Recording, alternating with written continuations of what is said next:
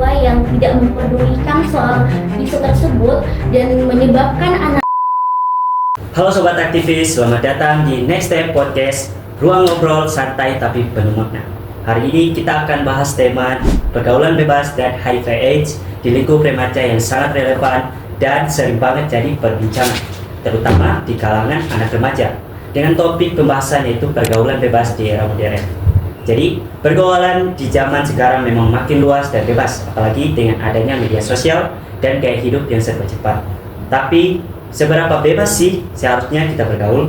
Apa batasannya dan bagaimana dampaknya terhadap kehidupan sosial maupun kesehatan, termasuk risiko seperti HIV dan AIDS? Nah, untuk bahas lebih dalam, hari ini saya sudah bersama dua narasumber yang luar biasa.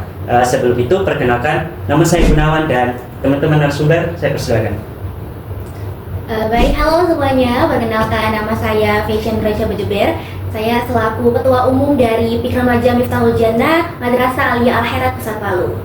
Dan hai, perkenalkan nama saya Nia Ramadhani. Saya adalah Sekretaris Umum di PIK Remaja Miftahul Jannah. Untuk teman-teman aktivis, jangan lupa like, komen, dan subscribe. Tunggu keseruan kami di Next Step Podcast selanjutnya.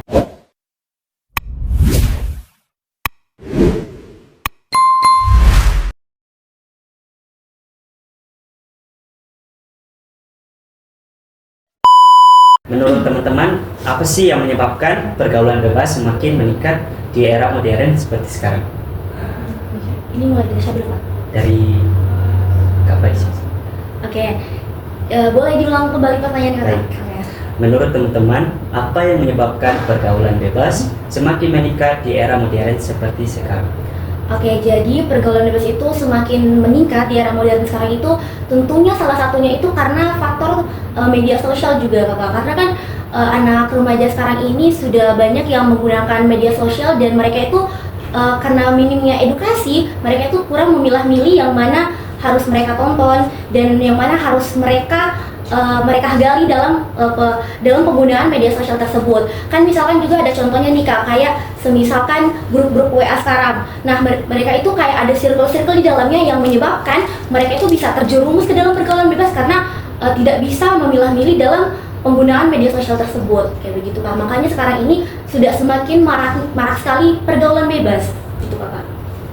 Jadi penyebab utama itu karena adanya media sosial ya, yang kurang edukasi kepada teman-teman, sehingga banyak yang terjerumus kepada pergaulan bebas. Iya, betul sekali Kak. Itu kepada Menurut saya itu dari pandangan sendiri, di mana media sosial sekarang kan tidak memiliki filter, di mana kita dengan mudahnya mendapatkan segala informasinya.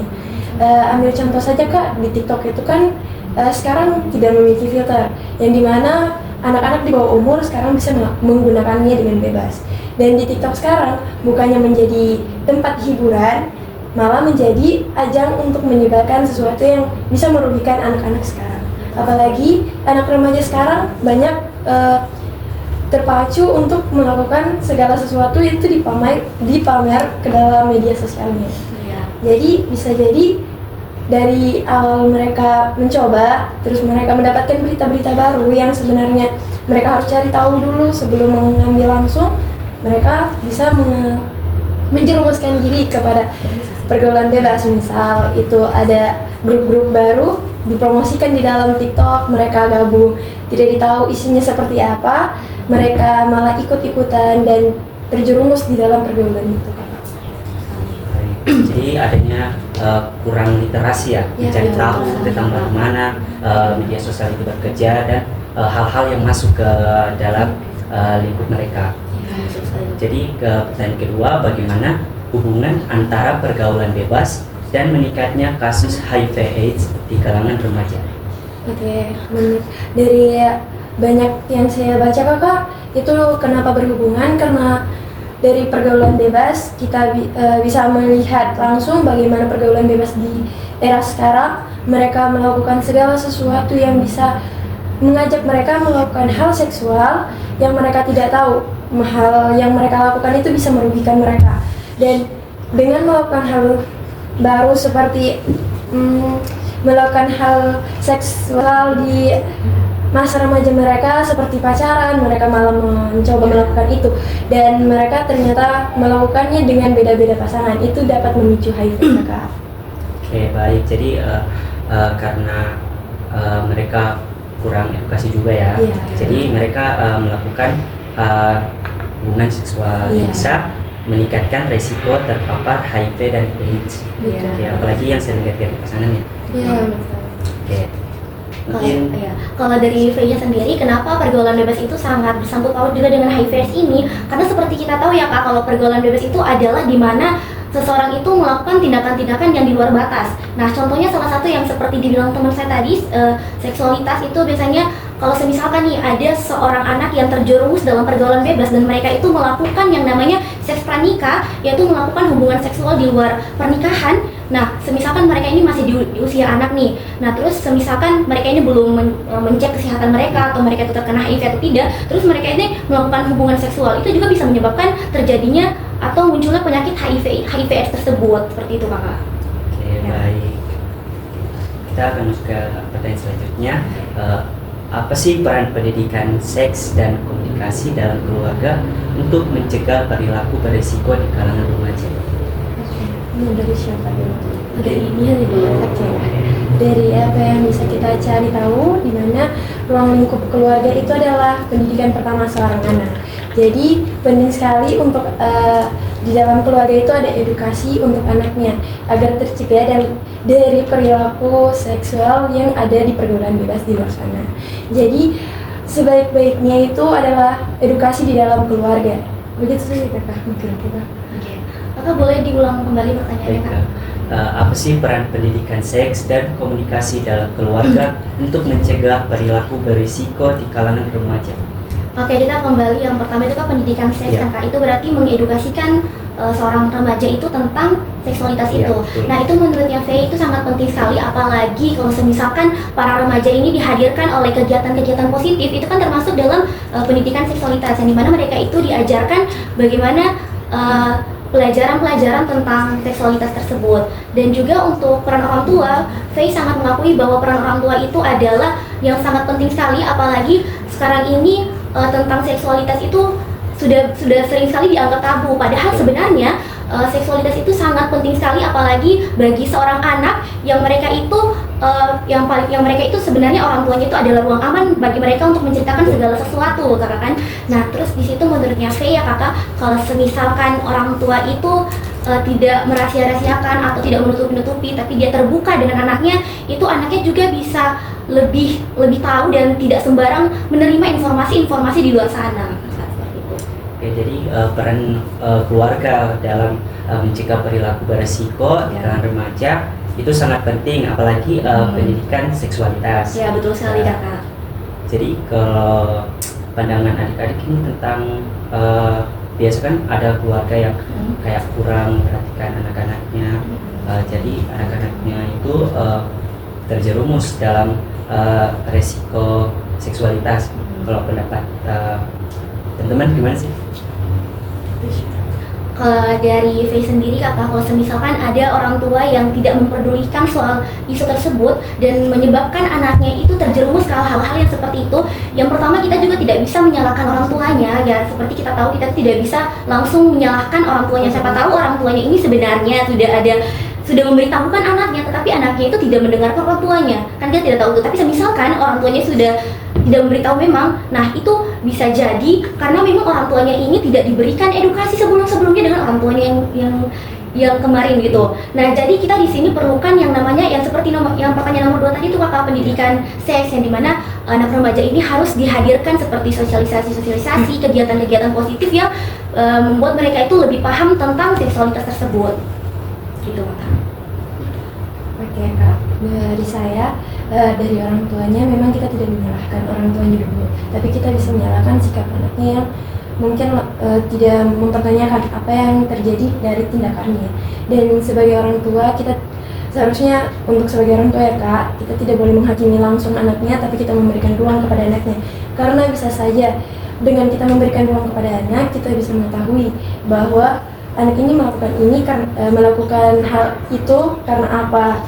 Dan dengan memberikan ruang juga anak tidak menjadi seperti menganggap tidak ada yang peduli kepadanya dan dia malah mencari yang lain dan dia merasa terhakimi. Jadi sebagai orang tua juga memberikan ruang dulu terlebih dahulu. Jangan langsung menghakimi atas tindakan anaknya, gitu Kakak. Oh iya, Kakak V ada tambahan sedikit. Ya. Memang terkadang orang tua itu memberikan kebebasan kepada anaknya, tetapi jangan sampai kebebasan itu akhirnya menjadi kebablasan yang menghilangkan tanggung jawab si anak itu. Seperti itu Kakak. Jadi kalau semisalkan ada nih orang tua yang dia itu memberikan kebebasan kepada anaknya untuk mengekspor semuanya, tetapi anaknya ini sebenarnya harus tahu diri lah Kakak ya. Kalau sudah diberikan kebebasan kepada orang tuanya, harusnya mereka itu harus lebih tahu bagaimana mereka itu bisa menjaga apa ya namanya Kak, menjaga kepercayaan orang tuanya, seperti itu Kak. Oke.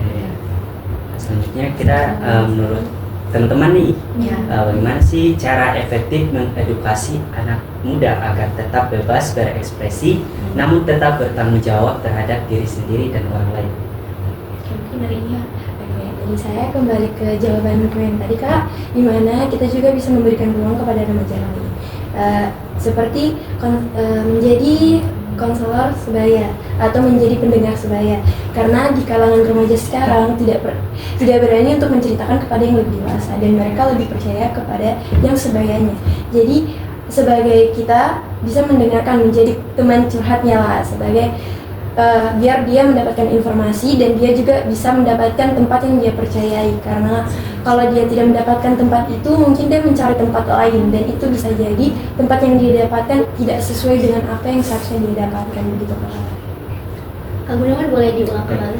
Menurut teman-teman nih, bagaimana cara efektif mengedukasi anak muda agar tetap bebas berekspresi, namun tetap bertanggung jawab terhadap diri sendiri dan orang lain? Oh, jadi bagaimana cara mengedukasi remaja seperti itu Ya. Kak? Kalau dari Faye sendiri, pertama itu Kakak, kita harus membuka ruang bagi mereka, kayak seperti kita itu membuat sosialisasi. Nah ini salah satunya di pikirnya kita orang itu Kakak, maaf ini pakai bahasa Palu Kakak, di pikirnya kami itu sangat membuka ruang bagi teman-teman, apalagi teman-teman sebaya kita orang di sekolah.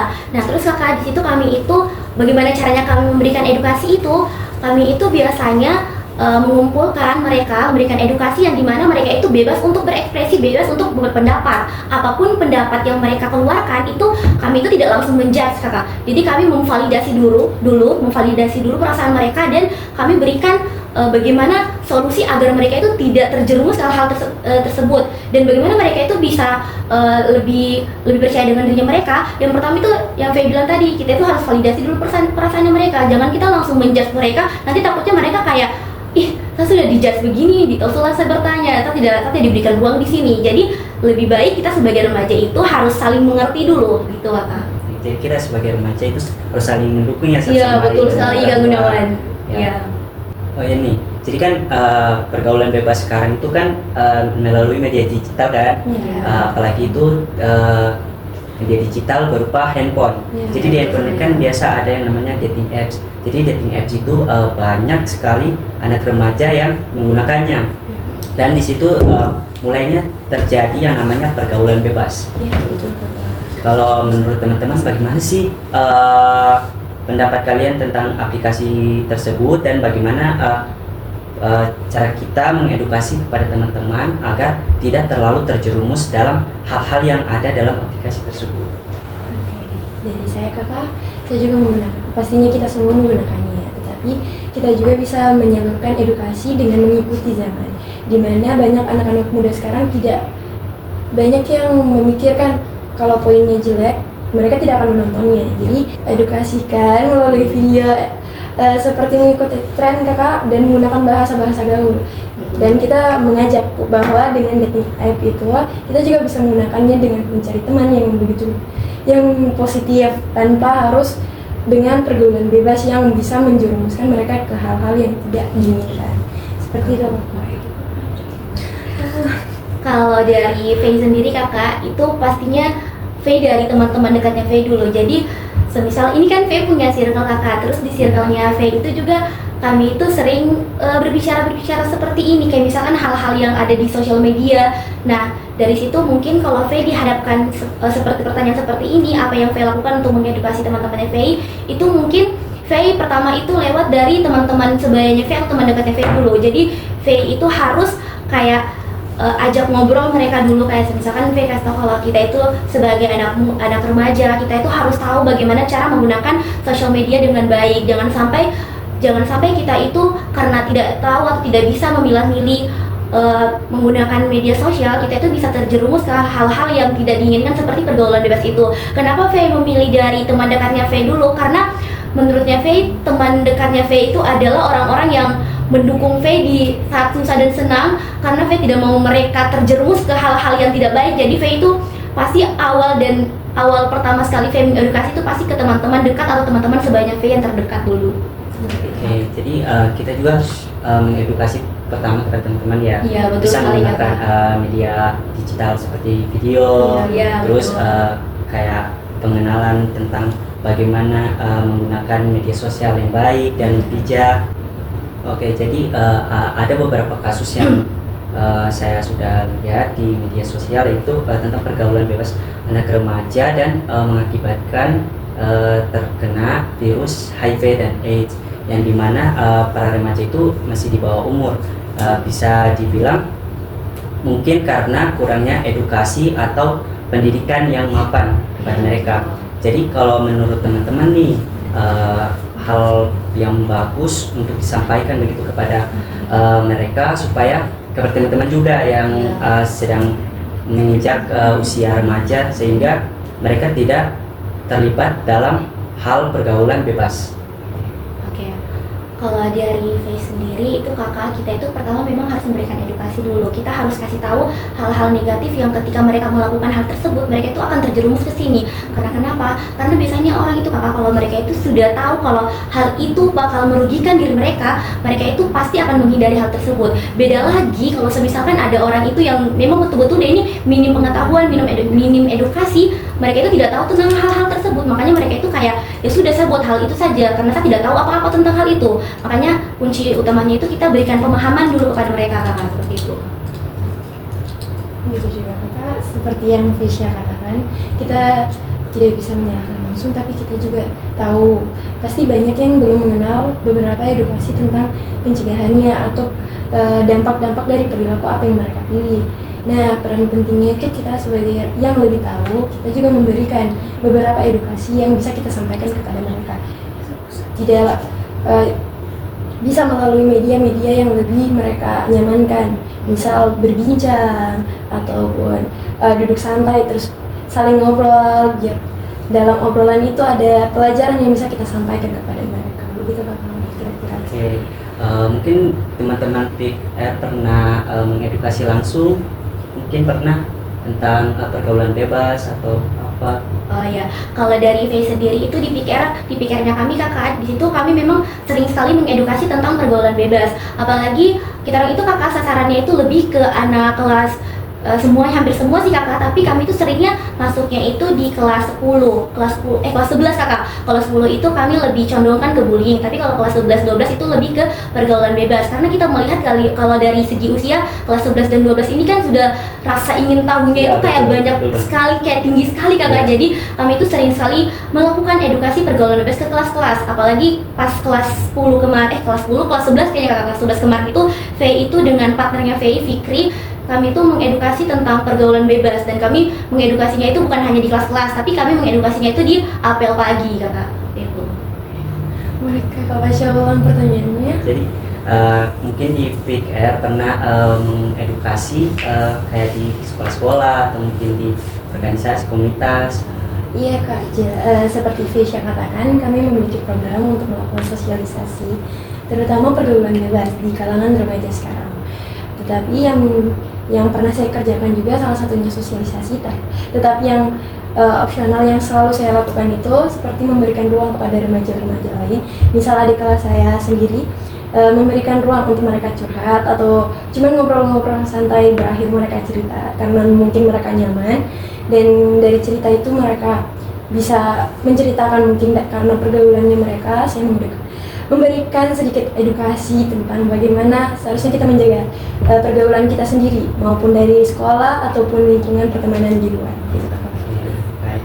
Mungkin ada kata-kata pesan atau kesan kepada teman-teman yang lain di sana, pada teman-teman penonton mungkin ada pesan dan kesannya atau motivasi buat mereka agar tidak terjerumus dalam pergaulan bebas. Dari ini ya mungkin dulu. Oke, dari VI. Kalau pesan dari VI untuk teman-teman semua, ketika kalian itu di suatu lingkungan, di suatu tempat, kalian itu harus memilah-milih suatu pertemanan, karena lingkungan itu biasanya sangat mempengaruhi kita, kakak. Itu kan kakak, Ya, apalagi betul. kalau semisalkan kita itu ada kata pepatah, kalau semisalkan bilang kayak kita itu berteman dengan penjual parfum, pasti kita akan kecipratan bau parfumnya. Begitu juga dari pergaulan ini, kalau semisalkan kita terjerumus ke pergaulan yang sangat tidak bagus, pasti kita akan tidak bagus juga, pasti akan kita terkadang negatif juga kalau kita dalam pergaulan itu, kayak seperti itu kakak. Jadi pesannya Faye untuk teman-teman di luar sana, anak-anak remaja, teman-teman sebayanya Faye, ketika kalian itu di dalam satu lingkungan, kalian harus bisa membawa dirinya kalian, karena yang paham dan tahu nilai dirinya kalian itu hanya dirinya kalian sendiri, dan kalian harus pintar untuk memilah-milih pertemanan, seperti itu kakak. Oke. Jadi buat teman-teman di luar sana, jagalah pergaulan kalian agar tidak terjerumus dalam hal-hal yang membuat diri kalian terbawa pergaulan bebas tersebut. Oke. Betul sekali. Baik, sampai di sini saja podcast pada hari ini. Saya akhiri. Wassalamualaikum warahmatullahi wabarakatuh.